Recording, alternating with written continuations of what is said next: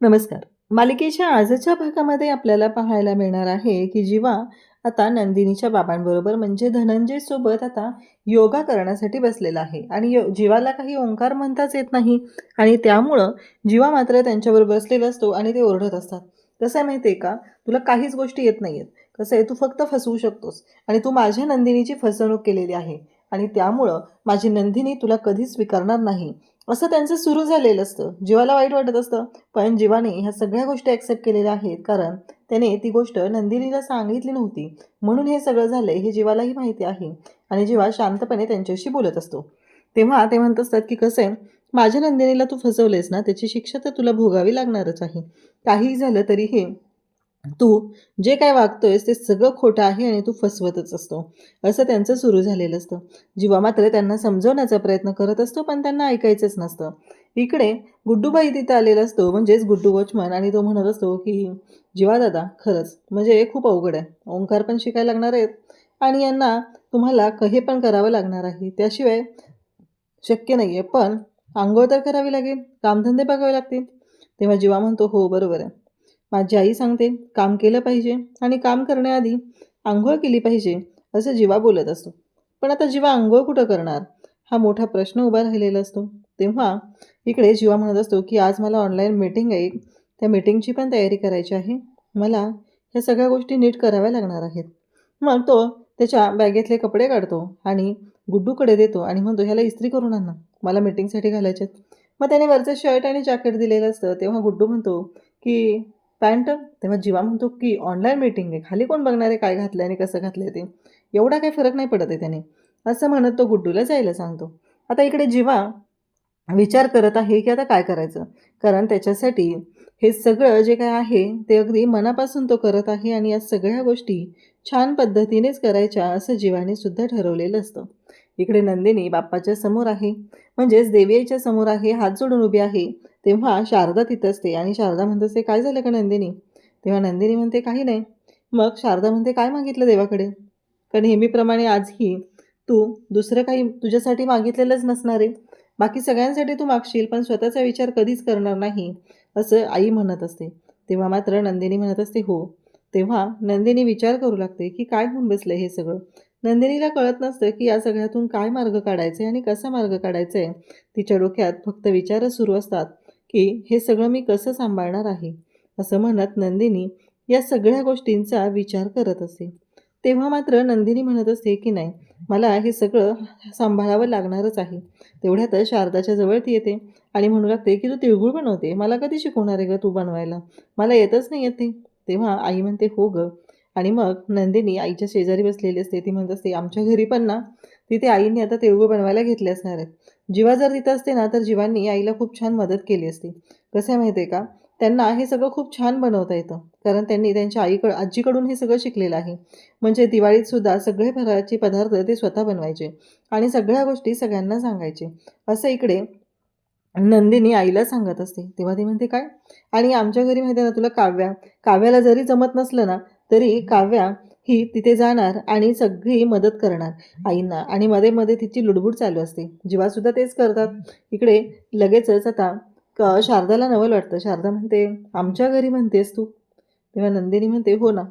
आणि नंदिनी आणि शारदा दोघीही बोलत असतात. त्यासोबतच इकडे आपल्याला पाहायला मिळतं, की दोघींचंही छान असं जे बॉन्डिंग आहे त्यातून स्पष्ट होत असतं. तेव्हा शारदा म्हणते, की नंदिनी मला माफ कर, मगाशी तुला ना मी जास्तच बोलले का? तेव्हा नंदिनी म्हणते, काही असू दे ना, एवढं काय त्याच्यामध्ये, तू माझ्या भल्यासाठीच बोललेली आहे ना. कारण आईला असं वाटत आहे, की नंदिनीने एकदा तरी विचार करावा आणि जीवाला माफ करावं. पण नंदिनीचं असं म्हणणं आहे, की त्यांनी माझी फसवणूक केली, त्यांनी माझ्याशी खोटं वागलेले आहेत, खोटं बोललेले आहेत. ही गोष्ट नंदिनीला सहन होत नसते, कारण तिला अपराधीपणाची भावना यासाठी येते तिच्या मनात, की माझ्यामुळं काव्याचं प्रेम मिळू शकलेलं नाही. बाकी असं दुसरं नाही आहे. दुसऱ्या गोष्टी तिने ॲक्सेप्ट करायलाही तयार आहे. पण माझ्यामुळं 2 प्रेम करणारे जीव माझ्यामुळे एकत्र आले नाहीत, या गोष्टीचा तिला त्रास होत असतो. त्यानंतर नंदिनी आता जायला निघते. इकडे जीवा मात्र अंघोळ करत असतो बाहेरच. तो अंघोळ करत आहे आणि त्याच वेळी इकडे जीवाने साबण लावलेला असतो आणि पाईपचं पाणी वापरून तो अंघोळ करत असतो. खरं तर थंड पाणी असतं. जीवाला त्रास होत असतो. तो ओरडत असतो, गाणी म्हणत असतो आणि त्याचं असं एकच म्हणणं असतं, की कसं आहे, काहीही झालं तरीही थंडे थंडे पानी से नहाना चाहिए आणि गाणं येत नसेल तरी गाना चाहिए असं म्हणत तो वेगवेगळी गाणी म्हणत त्याचं हे सगळं चाललेलं असतं.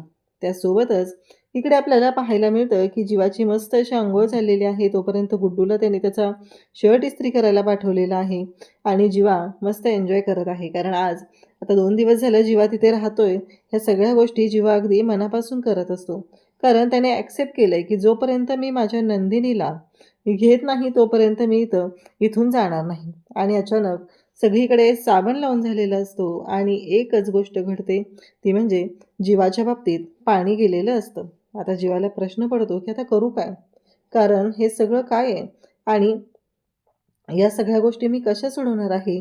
आता पाणी तर गेले म्हणून जीवा ओरडतच जातो आणि नंदिनी नंदिनी अशी हाक मारू लागतो. तेव्हा जीवा तिथं पोहोचलेला असतो. नंदिनीचे बाबा तिथे येतात, दरवाजा उघडतात आणि म्हणतात, काय झालं? काय चाललंय तुझं हे सगळं? तेव्हा जीवा म्हणत असतो की कसं आहे माहिती आहे का, अंघोळ करत होतो, पाणी गेलंय ना म्हणून आलो, असं तो सांगू लागतो. तेव्हा ते म्हणतात, मग आम्ही काय करायचे? बस दिवसभर तसाच. नंदिनी येते, त्याचबरोबर शारदा येते, दोघीही पाहू लागतात. तर दोघींनाही हसू येत असतं जीवाकडे पाहून आणि त्या दोघीही हसत असतात. तेव्हा शारदा म्हणत असते, काय झालं हे सगळं जावई बापू? तेव्हा शारदाला लगेचच नंदिनीचे बाबा म्हणतात, आधी ते जावई बापू बोलणं आहे ना ते बंद कर बरं तू. अजिबात त्यांना जावई बापू बोलायचं नाही. तेव्हा तिचं मात्र असं असतंय की ते जावई बापूच आहेत ना आपले, मग का नाही बोलायचं जावई बापू? मी जावई बापूच म्हणणार, असं ती बोलत आहे. तेव्हा मात्र इकडे पाहायला मिळतं ते म्हणजे नंदिनीने ह्या सगळ्या गोष्टी आता कशा पद्धतीने हँडल करत असते. कारण जीवा म्हणत असतो की पाणी गेलंय, तेव्हा नंदिनी म्हणते, अहो जाणारच ना, तुम्ही उशीर केला, आज पाणी लवकर जातं ना, मग लवकर करायची ना उठून अंघोळ.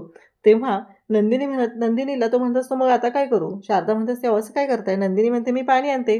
तेव्हा मात्र जीवाचे बाबा म्हणतात की इकडे धनंजय म्हणत असतो की नाही, अजिबात कोणी पाणी द्यायचं नाहीये त्याला, तसंच राहू दे, आपल्याला काय करायचंय? असं म्हणत त्यांचं हे चुकीच्या पद्धतीनं वागणं सुरू झालेलं असतं. तेव्हा मात्र शारदा आत आलेली असते, तिची चिडचिड होत असते. ती म्हणत असते, काय चाललंय हो तुमचं हे सगळं? का तुमचीच आरेरावी सगळ्यांनी ऐकून घ्यायची आहे? असं म्हणत शारदा त्याला ओरडत असते. तेव्हा धनंजय म्हणत असतो, म्हणजे काय? तो काय आपला प्रश्न आहे का? त्याला ठरवू दे ना, त्याला काय करायचंय ते. आपण आपण त्याच्यामध्ये याची काहीच गरज नाहीये, असं सांगितलं जात असतं. तेव्हा शारदा म्हणत असते, हो बरोबर आहे, काही केलं तरी तो जावई आणि उद्या नंदिनीने त्यांचा स्वीकार केला तर मग काय करणार आहात तुम्ही? असं म्हणत शारदाने आता स्पष्टपणे सांगितलेलं असतं. तेव्हा मात्र इकडे धनंजय म्हणत असतो की नाही, माझी मुलगी कधी स्वीकार करणारच नाही हे मला माहिती आहे. म्हणजे धनंजयला तेवढा कॉन्फिडन्स असतो. त्यासोबतच इकडे जेव्हा या सगळ्या गोष्टी घडत असतात तेव्हा मात्र शारदाचं असं असतं की नंदिनी नक्कीच त्यांना स्वीकारेल, असं म्हणत शारदा बोलत असते. आणि त्याचबरोबर इकडे आता जीवा विचार करत असतो की आता काय करू?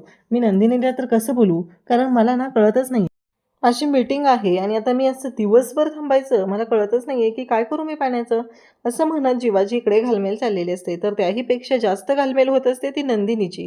नंदिनीला वाईट वाटत असतं. नंदिनी आता बादली घेऊन गॅलरीत उभी असते आणि ती म्हणत असते की काय करू मी, कसे यांना बोलू, कारण हाक मारली तर बाबांना कळेल ना. आणि नंदिनी जीवाकडे पाहत असते. नंदिनी त्याला बोलवण्याचा प्रयत्न करत असते. जीवा तर इकडे असा उभाच असतो, त्याला कळतच नाही आहे की मी काय करू, म्हणजे नंदिनीपर्यंत माझं बोलणं पोहोचू शकेल, हा विचार डोक्यात सुरू झालेला असतो. आणि त्याचवेळी नंदिनी म्हणते की आता मी शिट्टी वाजवते. आणि मग नंदिनीने शिट्टी वाजवली की जीवाला कळतं, जीवा नंदिनीकडे पाहू लागतो. तेव्हा नंदिनी म्हणते, काळजी करू नका, मी आले, असं म्हणत नंदिनी तिथं आलेली असते. आणि नंदिनी म्हणते, तुम्ही थांबा इथे, मी वरून पाणी टाकते. आणि मग नंदिनी आता जीवाला बाल्कनीतून अंघोळ घालत आहे आणि जीवासुद्धा खुश झालेला असतो. तो म्हणत असतो, खरंच भारी वाटतंय आणि येऊ दे येऊ दे, असं म्हणत तो आता तिथे नंदिनीसोबत म्हणजे नंदिनी त्याच्या अंगावर पाणी घालत आहे, अंघोळ घालत आहे आणि जीवा मात्र ते एन्जॉय करत असतो. नंदिनी म्हणत असते, शांत राहा, कारण बाबांनी जर बघितलं ना तर त्यांना खूप राग येईल, त्यांना हे पटणार नाही, असं नंदिनी जीवाला समजून सांगण्याचा प्रयत्न करत असते.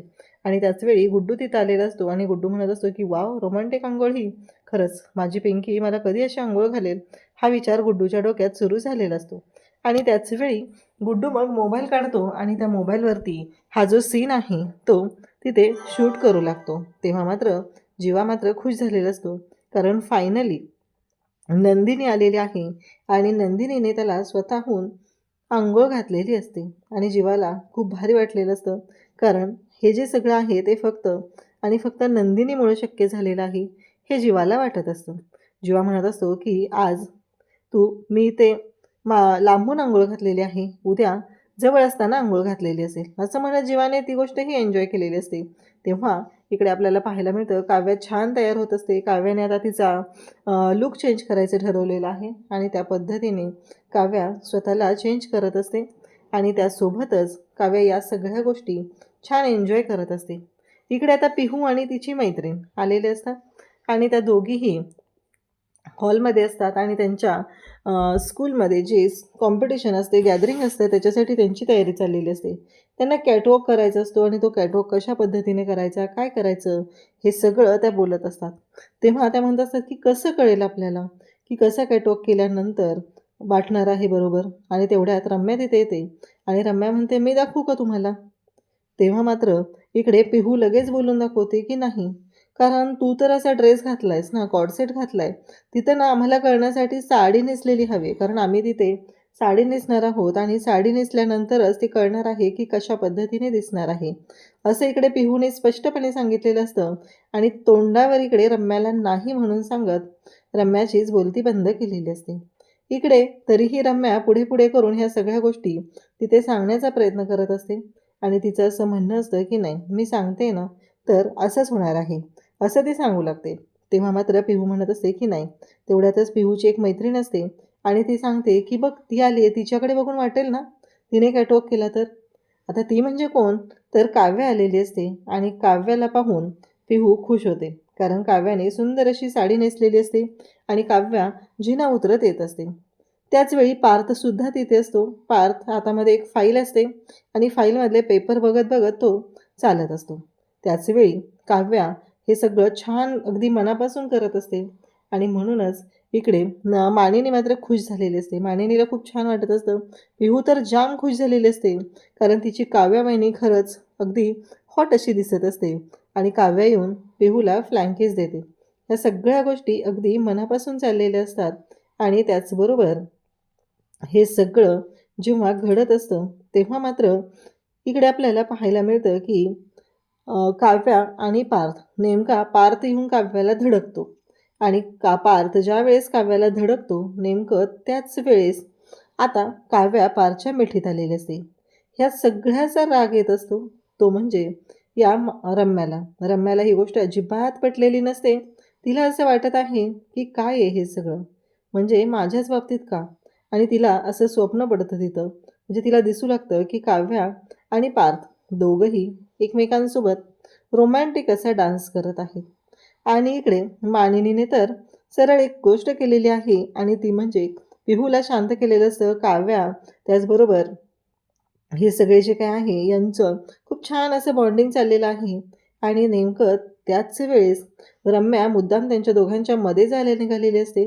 आणि जेव्हा रम्या त्यांच्याकडे जात असते तेव्हा आता रम्या त्या पडलेल्या पेपरवरून पाय घसरून पडते आणि मग काव्या तिला पाहते तेव्हा म्हणते की असंच पाहिजे. इकडे काव्याला कळलेलं असतं की रम्या का आलेली आहे, कारण काव्या तेवढी चालाक आहे. काव्याच्या बरोबर लक्षात येतं की काय होऊ शकतं. तेव्हा मात्र इकडे तेव्हा रम्या म्हणते की पार्थ मी पडले रे, मला हात दे ना उठायला, म्हणजे जणू काही तिला उठायलाच येत नाही आहे एकटीला.